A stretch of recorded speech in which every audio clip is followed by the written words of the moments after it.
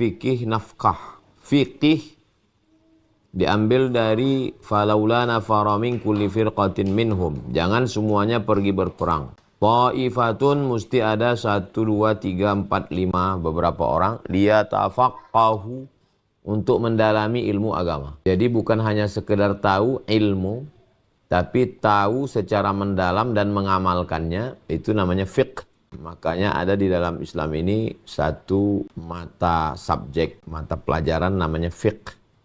Artinya pengetahuan yang mendalam tentang hukum-hukum. Islamic jurisprudence, hukum Islam. Lalu kemudian kata fiqh juga disebutkan dalam doa Nabi untuk Abdullah bin Abbas, Allahumma faqihhu fiddin. Ya Allah, dalamkan ilmu agamanya. Namanya fiqh, nama orangnya faqih. Jadi ilmunya fiqh. Orang yang mendalami ilmu itu namanya faqih. Jamaknya fuqaha, orang-orang ahli fiqih. Jadi fikih adalah pengetahuan yang mendalam dan pengamalan tentang suatu. Makanya ada fikih musik. Fikih musik artinya pengetahuan yang mendalam tentang musik. Ada fikih lingkungan, fiqhul bi'ah, pengetahuan yang mendalam tentang lingkungan dan pengamalan untuk menjaga lingkungan. Jadi fikih nafkah, pengetahuan yang mendalam dan pengamalannya tentang nafkah. Nafkah diambil dari nafaqah. Nafaq, kalau kita pergi ke Makkah, Madinah, mau masuk terowongan, ada tertulis di atas nafaq. Bahasa Inggrisnya tunnel, terowongan. Kenapa nafkah itu disebut terowongan? Karena terowongan lubangnya 2. Satu lubang masuk, satu lubang keluar. Ada income, ada pemasukan, dan ada pengeluaran. Jadi duit yang keluar dan duit yang masuk dan duit yang keluar, maka itu disebut dengan nafkah. Nah, ini penjelasan tentang supaya paham judul kita malam ini adalah fikih nafkah. Pengetahuan tentang nafkah.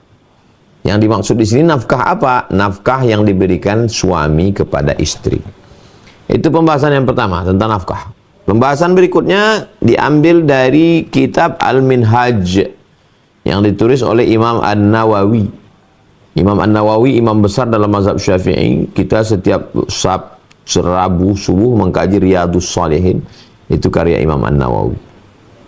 Kalau kita tidak paham hadis Sahih Muslim, kita baca syarahnya Al-Minhaj, syarah Sahih Muslim Ibn al-Hajjaj. Yang pertama adalah nafkah yang wajib.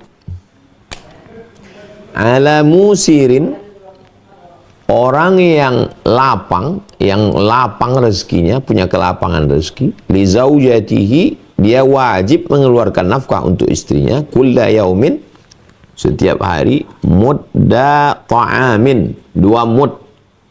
1 mud, 2 mud, 3 mud, 4 mud. 4 mud itu 1 sok. Zakat fitrah itu 1 sok, 4 mud. 1 mud itu 7 on setengah.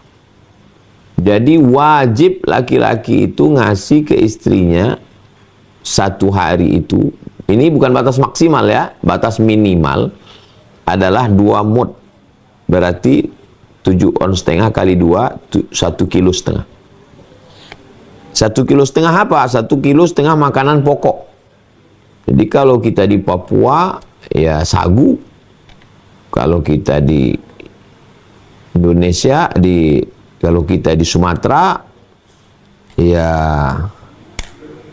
beras. Wa mu'sirin, dan orang yang sulit secara ekonomi, dia wajib memberikan 1 mud. Itu tadi ada tulisan, tolong diluruskan. Kalau dia orangnya lapang, mudah rezekinya, 2 mud. 2 mud. 1 mud 7 on setengah, 2 mud 1,5 kilo. Tapi kalau dia orang yang sulit rezekinya, maka dia mewajib 1 mud. Ini batas minimal, bukan batas maksimal. Kalau orang yang sedang-sedang, pertengahan, wa mutawassitin, mud dun wa nisf, 1,5 mud. Wajib itu. Lawan dari wajib adalah haram. Jadi suami yang tidak memberikan ini haram. Wal wajibu, yang wajib diberikan adalah ghalibu qutil baladi, makanan pokok. Jadi si suami memberikan kepada istrinya makanan pokok. Fa inikhtalafa, kalau terjadi ikhtilaf, wajaba la'iqun bihi, maka wajib memberikan yang layak. Kira-kira yang layak untuk istrinya apa? Berdasarkan firman Allah, wa ashiruhunna bil ma'ruf, pergaulilah mereka dengan baik. Ma'ruf diambil dari kata urf, urf yang sesuai. Kira-kira yang cocok dia berasnya apa? Kalau dia orang Medan, berasnya beras Ramos. Kalau dia orang di Sumatera Barat, di Riau, beras Solo. Jangan kasih dia beras Catu. Nah, yang layak untuk dia, yang memang, karena ini ujung-ujungnya nanti dia selera atau tidak makan. Jangan sampai bini itu tidak makan, dia tidak bisa mengurus keluarga, sakit dia. Wa yu'tabaru liyasaru wa ghairuhu tulu'ul fajri. Kapan seseorang itu dihukum mampu, tidak mampu? Lapang sempit itu kapan? Ketika terbit fajar. Terbit fajar itu subuh. Kalau tulu'us syamsi, terbit matahari. Nah, ada dua itu terbit. Terbit fajar itu azan subuh. Jadi ketika azan subuh itu lihat situasi ekonomi si suami. Kalau di azan subuh, jadi standarnya bukan waktu siang. Waktu di azan subuh itu. Klasifikasi dia termasuk kategori mampu, kurang mampu, tidak mampu, itu di subuh. Ai min fajri kulli yaumin, terbit fajar setiap hari. Fayanzuru fima indahu minal mal, maka dilihat hartanya. Dilihat hartanya, wa yuza'u ala mu'natin, lalu diberikanlah kepada yang wajib dia nafkahi. Wa alaihi tamlikuha, dan memang dia memiliki barang tersebut. Apakah dalam bentuk habban, biji-bijian, biji gandum, padi, wa kadza tahnahu wa khubzahu fil asah. Menurut pendapat al-asah, begitu juga kalau dia sudah jadi adonan. Gandum yang ditumbuk halus jadi tepung, udah dibuat adonan, tinggal membakar, atau khubuz. Khubuz artinya yang sudah dibakar udah jadi roti. Karena ini ceritanya tentang makanan orang Arab.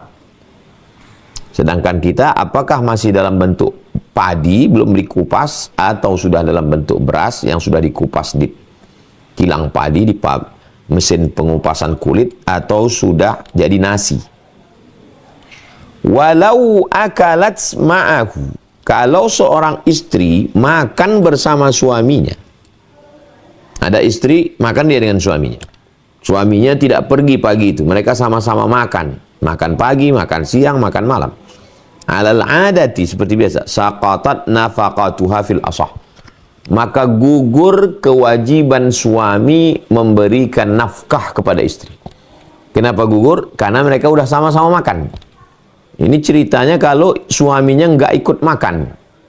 Aku mau pergi, maka aku tinggalkan nafkah untukmu. Kalau dia kaya, batas minimalnya 2 mud. Kalau dia sedang ekonominya 1,5 mud. Kalau dia susah 1 mud. Dilihat waktu fajar, azan subuh. Illa antakuna ghaira rasyidah walam ya'zan waliyuha, kecuali kalau istrinya itu perempuan yang kurang akalnya. Mohon maaf, misalnya idiot dia, atau dia termasuk cacat mental. Nah, maka tidak bisa makannya dia dengan suami itu dianggap suami sudah beri nafkah, nggak bisa. Pokoknya suami wajib ngasih dia nafkah. Kenalin, gue Zaki, gue bintang iklan